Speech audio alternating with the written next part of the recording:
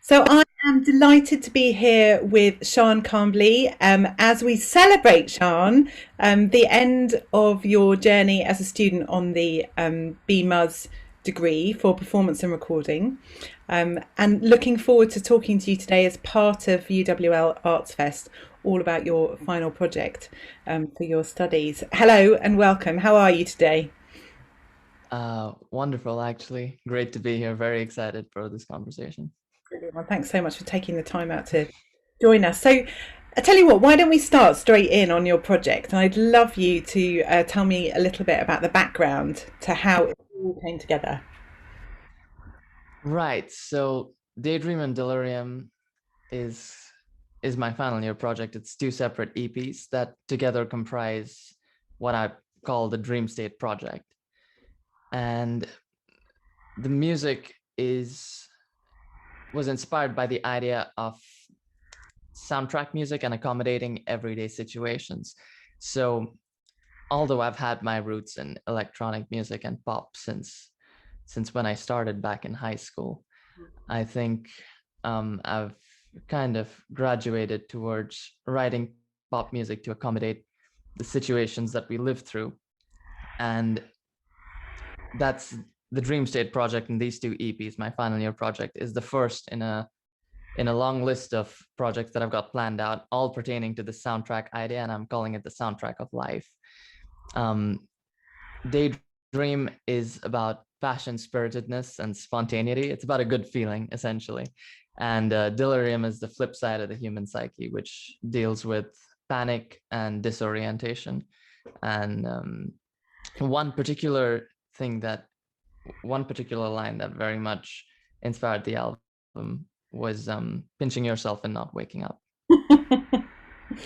I think maybe all of us have experienced that in this sort of time of COVID and pandemic. All of us have had both of those states, haven't we? Like the dreamlike state. Right. Yeah. It's real. It's really I think, yeah, it's definitely made me a little more volatile than usual.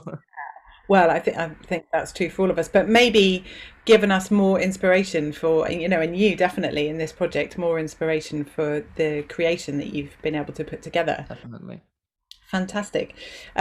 So you got to the point with your work that you have got these two EPs, and on the course of that journey, I know that you've spent a lot of time collaborating with other people, whether it be staff at London College of Music, but also with other students from other courses. Would you talk to us a little bit about how that sort of manifested itself and Sure. relationship? Actually, yeah, it's been a very, very, very pleasant experience working with other students. I was pretty nervous at first, being a creative and wondering how much the vision is going to change if I bring other people on board. But maybe it was a bit of luck, and I'm sure there's a lot of credit to the student body here to have the talent and the open-mindedness to begin with that allowed the project to go through in the route that I'd foreseen.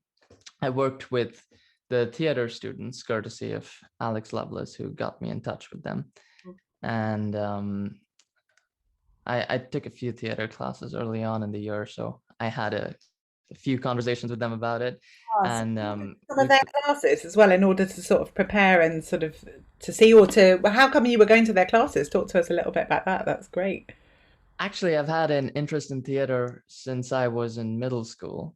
It generated around the same time as music, and coming to university, when I showed up for my audition here at University of West London, there were so many theater students, and I I realized how influential University of West London was with theater, and I got in touch with Alex in my first year, who allowed me to unofficially sit in on a few classes and pick up Meissner and Stravinsky methodologies. And so it gave me something to talk to the theater students about and kind of understand where they were coming from. And we put together this experimental theater performance of the four songs from Daydream. I actually have a section of it here right now, if you wouldn't mind my playing that. See it. That would be great. Through the magic of Zoom, we can do all these things. Well, there are some benefits, I'd say. Definitely. Right. So the idea here was to intertwine all 4 songs into a sort of experimental theater story. So although this is supposed to be a live concert, instead of a traditional band on stage, you have actors playing roles, you have set design, and the only dialogue is the music, which is being spoken, which is being sung by me to the other actors. So here's a small snippet of that. No, I've been here times a gazillion, making moves and playing the simple fool. Yeah, but somehow I find you so different, making me go these hesitant hues. Why would I cry over exes when there's you who makes me feel so renewed? So all I want, just a little of your attention, be it black, white or blue. Love, I pledge my soul to this girl of gold before me. Yeah, no.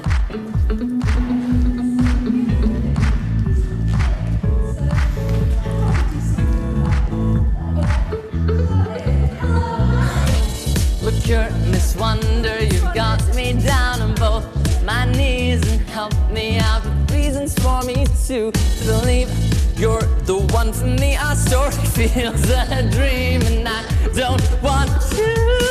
Want to now? How about that? I thought we had something. Believe you're the one for me. Our story feels a dream and I don't wanna.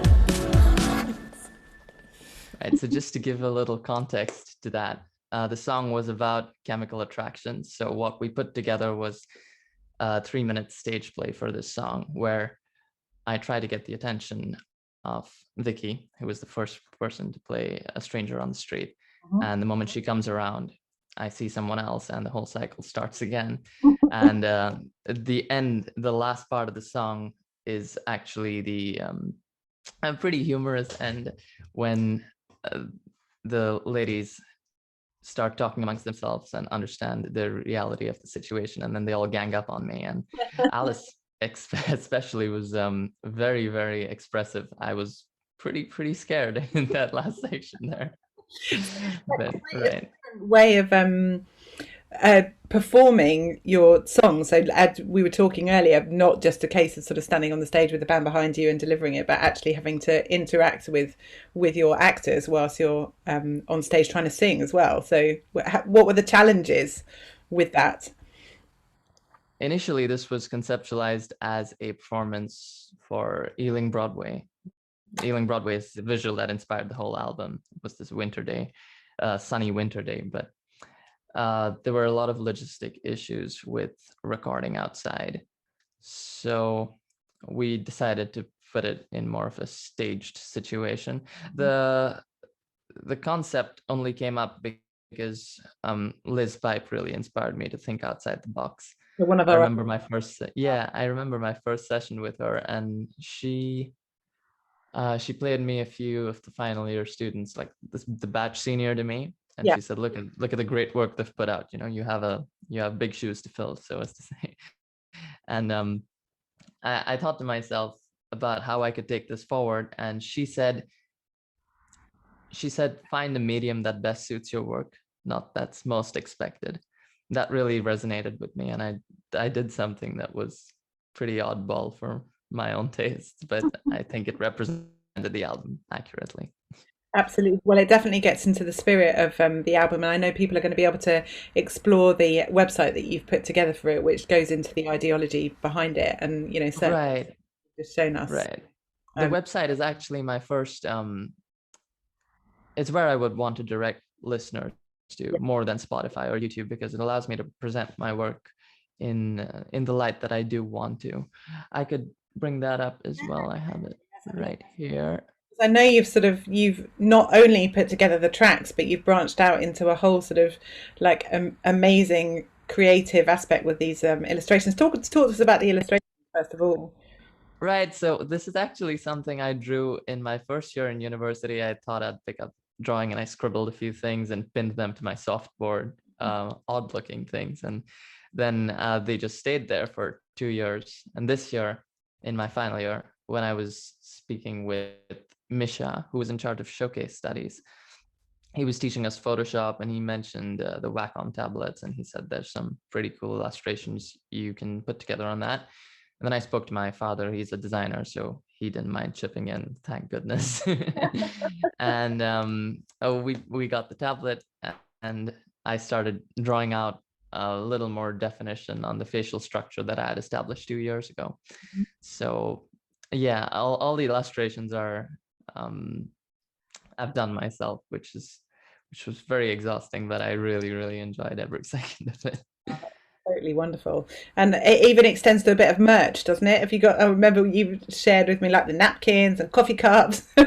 All right. I do have that right here. These are materials we put together for the performance. Vanilla Crush was a song from Daydream, the second one, and it was themed around a coffee shop, a small, quiet, small but bustling coffee shop on a narrow street, like a small town feeling. Mm-hmm. And for the same, I decided to make it as realistic as possible. So we got some, I don't know if you'll be able to see this. Yeah, no, we can do that. That's great. All right. So we got napkins printed with the song's artwork on it. And we got a few coffee cups made as well. Right. So these were all used during the performance.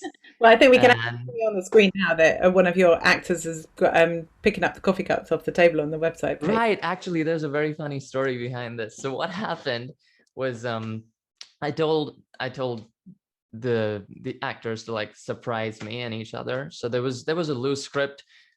The only rule was your reaction has to be like their reaction. All of our reactions had to be positive to accommodate the spiritedness and the spontaneity that came with the feeling of Daydream. So every take we did, something new happened. And in one of the takes, I stood up on this chair and started singing the verse to Erin, who's seated here right beside Rachel.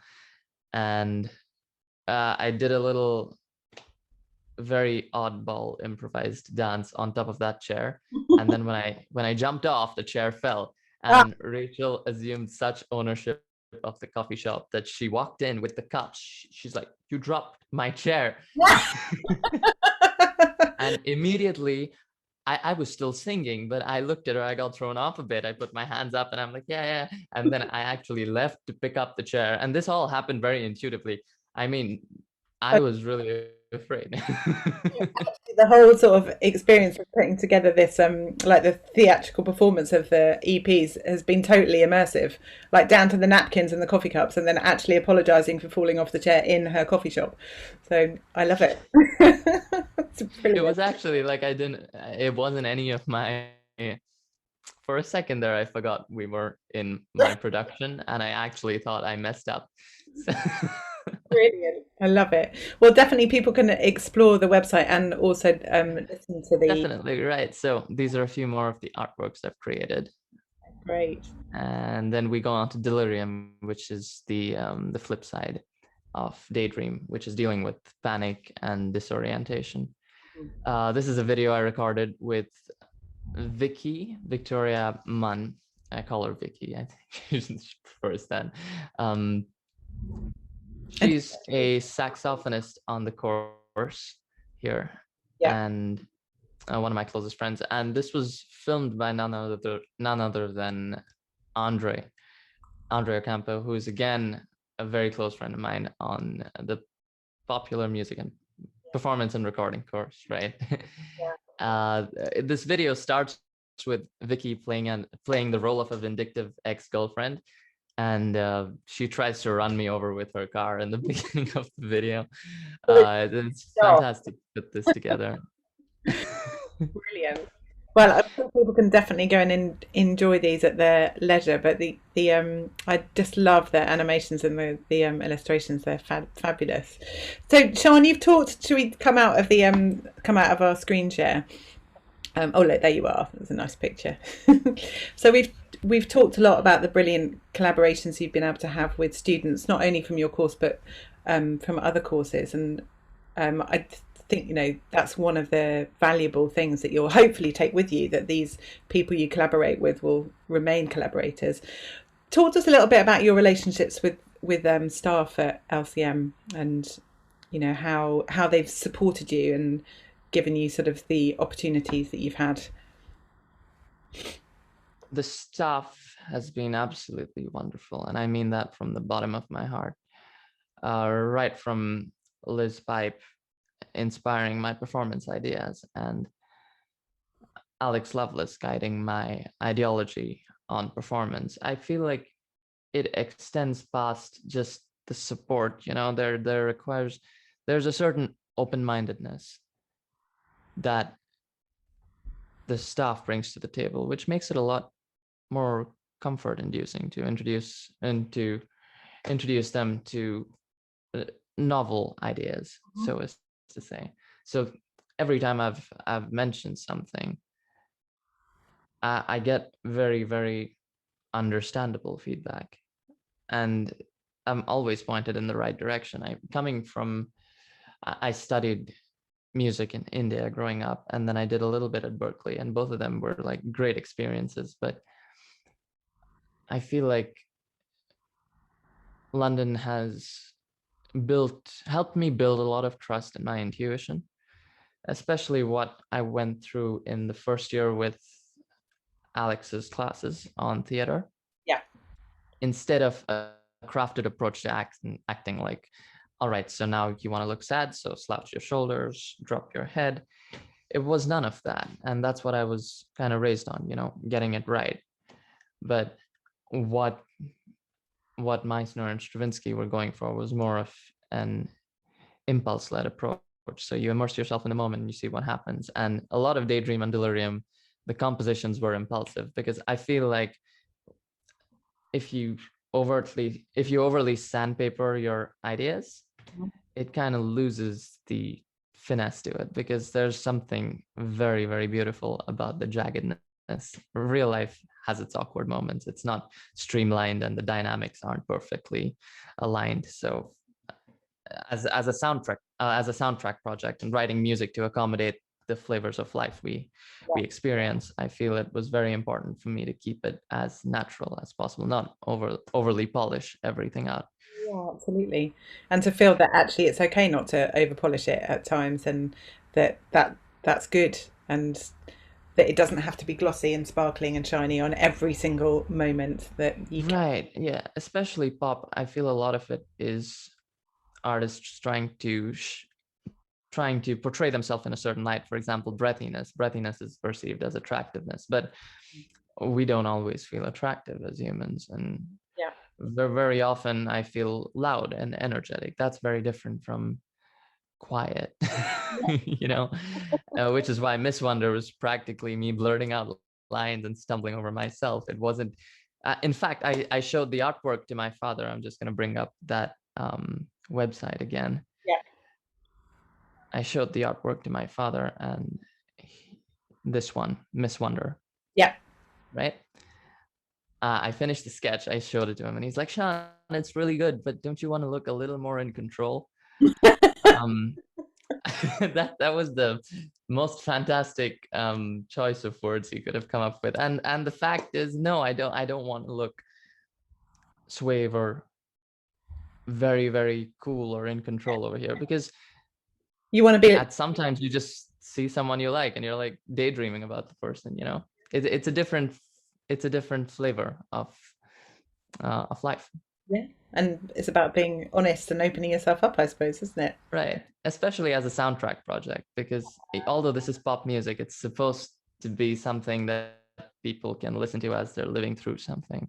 Yeah. Just like, imagine if your life was a movie, the pop music would be the soundtrack. The music I'm writing would be the soundtrack to accommodate the visuals and the situations. Right. And so, you know, you've been able to put this together whilst studying and being supported by your family. Obviously, that's like clear that their family support you, but by the staff as well at LCM, which we're delighted. I also think, sorry to interrupt you. I also think it's a lot to do with the curriculum specifically, Okay. because a student will not be able to dedicate this much time into a project unless the curriculum allows for it. And in my case, or in everyone's case on the popular performance and recording program, the module said, do what you want. Not once that I think I need to appeal to the personal tastes of my teachers. It was more like, okay, Shaan, you have an idea. We just want to see that you're dedicated to it. That's all. Yeah. And whatever vision you have, you can put it together and send it out there. And I'm guessing, or from what I've seen, my supervisor did not expect Delirium to go the way it did, because there's a song called Anxiety Man in which the verse was devoid of drums. The only beat was the rhythmic breathing to represent or induce a sort of anxious state, right? Yeah. And there's something to be said about that, because there's like the commercial side of things where you can say, this is what people are expecting to hear, this is what we can get done, or this is my reality right now. Yeah. And people don't know that they want to hear it yet, but it's my job to put together the work in a visually and orally compelling way to ensure that it comes across correctly. Yeah, absolutely. Well, I think from my mind, it's been incredibly impressive, the body of work that you've put together for your major project. So really, congratulations. And just thinking about the future, because obviously you're handed in, everything's done, and you're moving on to the next stage of the journey.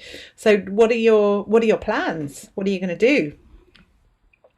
I would like to start freelancing, but I'm most excited about continuing with my portfolio work. I just love conceptualizing music, putting together the videos and the artwork, and seeing it through in the fullest form available or perceivable.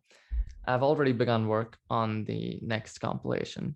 Brilliant. And does it have a? Can you reveal it to us? Sure. It's called Window to Wonderland. Oh, it's that's the current title, at least, and the whole thing is very bizarre. It's about almost getting knocked out of your mind, and in the music it relates a little to pop, but there's a lot of jazz influence as well. And I've started listening to a lot of Sinatra. Okay, yeah. So the chords have become, my hands get a lot more tired at the piano now, but the music is it's taken a very different direction, and it feels a lot more lighthearted than a lot of the pop I grew up listening to. Okay. And sometimes we need a bit of lightheartedness in our life, don't we? So yeah, definitely. I think after Delirium, I want to take a step back. Well, we really, really look forward to seeing what is next to come, Shaan. And I just want to say thank you very much for your time and for being with us today. And congratulations again. And people can go and visit your profile on the Arts Fest website and explore the website and listen to the tracks to really definitely true flavour. Okay, so lovely to thank you so much for having me today.